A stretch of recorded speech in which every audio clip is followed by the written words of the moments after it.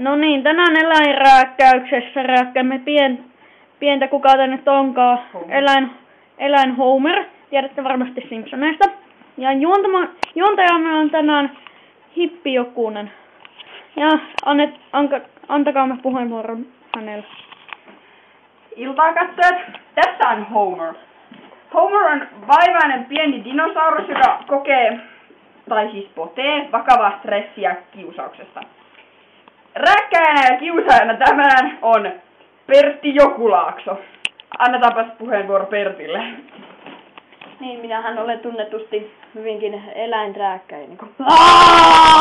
Niin ja näin, että anna se dinosaurus. Kiitti. Onnea matkaan Homer. Kannattaa mennä vähän kauemmas. Kato nyt. Ei näy kunnolla, niin no niin, nyt näkyy se eläinrääkkäys paljon paremmin. Tässä näemme lievää pahoinpitelyä.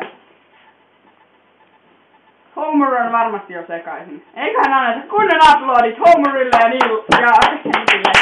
Teidän kannattaa taputtaa sillä kotonakin, koska te olette YouTubessa, että tää videota se on niin siisti.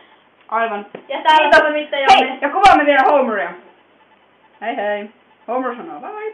Dino say bye bye. Heikka. Eiks Dino sano toutou? Toutou. No niin, se oli sitten hei hei. Hei katsojat. Wuhuu! Ensi viikolla taas uudet jutut. Uudet kujeet! Yeah! Ja tästä se on! Tavatkaamme ensi viikolla. Hei hei!